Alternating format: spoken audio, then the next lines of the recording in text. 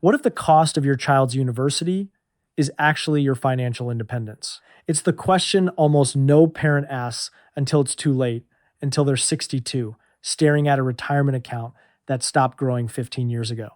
Because every spare dollar went to tuition. Most parents don't lose their retirement in a market crash. They give it away one semester at a time with love and with no plan. And here's the painful part.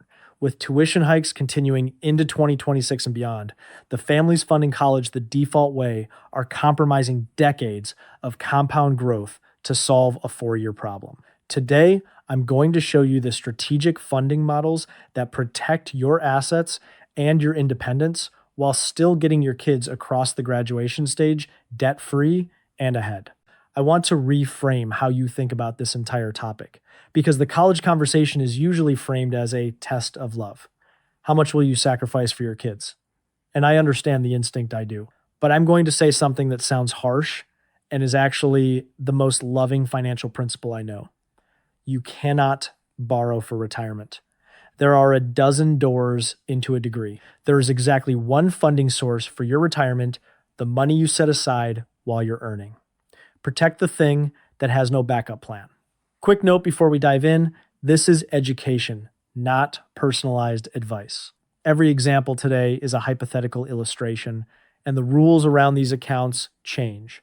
So build your plan with a qualified professional. All right, let's get into it. Let's start with the hidden cost of parental sacrifice, because the damage here is invisible while it's happening. Here's the mechanism. A hypothetical couple in their late 40s pauses their retirement contributions for 6 years to cover 2 kids' tuition, call it $2,000 a month, redirected from investing to the bursar's office. On the surface, they'll tell you they sacrificed about $140,000. But that's not the real number. The real number is what those contributions would have become. Money invested in your late 40s still has 15 to 20 years to compound before retirement and at historically reasonable market returns. That $140,000 in missed contributions can plausibly represent $300,000 or more in missing retirement wealth. And here's why it can't be recovered later. Compounding is a function of time, and time only moves one direction.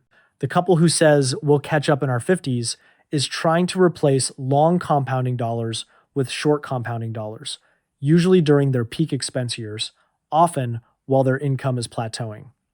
The math almost never closes the gap. A wealth gap created in your 40s isn't a setback.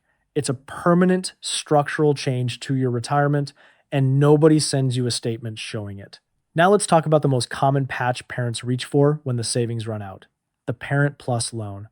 And I want to be direct about this, because these loans deserve far more scrutiny than they get. Parent Plus loans consistently carry the highest interest rates in the entire federal student loan system, meaningfully higher than what your student can borrow in their own name. And they come with origination fees skimmed off the top before a single dollar reaches the school. In the current rate environment, that combination makes them one of the most expensive mainstream ways a family can borrow. But the structural problem is bigger than the rate. The debt is entirely yours, not your child's, not shared, and it typically cannot be transferred to them later. So picture the hypothetical timeline. You take plus loans at 52, your child graduates at 22, and now you're carrying 6 figures of high interest debt into the exact decade when every dollar should be sprinting toward retirement. You're paying interest during the years you should be earning it. That's compounding running in reverse at the worst possible moment in your financial life. And this brings us to the danger nobody wants to name out loud. When parents drain retirement or load up on late career debt to fund school, they aren't eliminating a burden, they're relocating it. Fast forward 20 years. The parent who sacrificed everything now has an underfunded retirement, and the adult child just hitting their own peak family and mortgage years is quietly covering the gap, helping with rent, helping with medical costs, making the exact sacrifice their parents made one generation later on schedule. That is the cruel irony of unplanned educational sacrifice. It doesn't erase the debt, it just delays the invoice and hands it to the person you are trying to protect. The genuinely generous move, the one that actually protects your kids, is showing up to their 30s financially independent. Your solvency is the inheritance, Everything else is a bonus on top of it. So, how do we fund education without committing that slow motion mistake? This is where modern tax shelters for education come in, and the landscape today is genuinely better than the one you grew up with. Start with the workhorse, the 529 plan. Money goes in, grows completely tax free, and comes out tax free for qualified education expenses. And the definition of qualified has expanded well beyond just university tuition over the years. But here's the update that changed the entire risk calculation, and a lot of parents still haven't heard it. Under current rules, unused 529 funds can be rolled over into a Roth IRA for your child turning leftover education money into the beginning of their retirement, still inside a tax-free wrapper. Now, the fine print is real. The account has to have been open for a required number of years.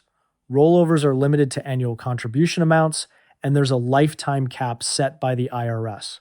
So this is a feature to plan around with a professional, not a loophole to lean on. But think about what it does psychologically. The number one objection to 529 seconds was always, what if my kid gets a scholarship or doesn't go? That fear kept families over-saving in taxable accounts and underusing the tax shelter. Today, the worst case scenario for a 529 isn't trapped money, it's your 22-year-old starting adult life with a head start on tax-free retirement savings. The trapdoor became a launch pad. That said, the 529 shouldn't be your only vehicle. And this is where a regular taxable brokerage account earns its place in the system. The 529 strength is its tax shield. Its trade-off is that the money is earmarked. A brokerage account is the opposite. No tax advantages, but total liquidity and total flexibility. The strategy is to run them as a pair. The 529 holds your baseline, the amount you're confident will be spent on education no matter what. The brokerage account holds your flex layer invested for long-term growth, designed to outpace education inflation, which has historically run hotter than general inflation, but available for anything: a gap year, a business your kid starts instead, a wedding, or simply reinforcing your own retirement if the education bill comes in lighter than feared. Structured this way, you're never forced to choose between tax efficiency and optionality. You've built both in deliberate proportions. And then there's the variable that dominates everything else in this entire conversation. More than account type, more than fund selection, more than any strategy I've named. Time. Compare two hypothetical families. The first opens an account the year their daughter is born and invests $500 a month. The second waits until she starts high school, then scrambles to save $1,500 a month, 3 times the monthly effort. Run both to age 18, and the early family arrives with dramatically more money, despite the smaller monthly number, because their contributions had up to 18 years to compound, while the late family's dollars had 4. The early starters put in more total, yes, but the striking part is how much of their final balance is growth the market handed them versus the late family's balance, which is almost entirely their own after-tax sweat. Waiting until high school doesn't just cost you returns. It converts an investing problem, which compounding solves for you, into a cash flow crisis, which only your paycheck can solve. Whether the vehicle is a 529 or a custodial account, and custodial accounts come with their own trade-offs, including the fact that the money legally becomes your child's, the principle is identical. The account you open this year beats the bigger account you plan to open someday. So let's land this with your action plan. 4 moves in order. First, lock the hierarchy. Your retirement contributions, including your full employer match, come before a single education dollar. Not because you love your money more than your kids, because your solvency is the foundation their adulthood gets built on. Second, open the 529 now, this month, even if it starts small. The Roth rollover rules quietly reward accounts that have been open longer, so the clock matters twice. Third, add the brokerage flex layer once the baseline is running, so you have growth and liquidity working side by side.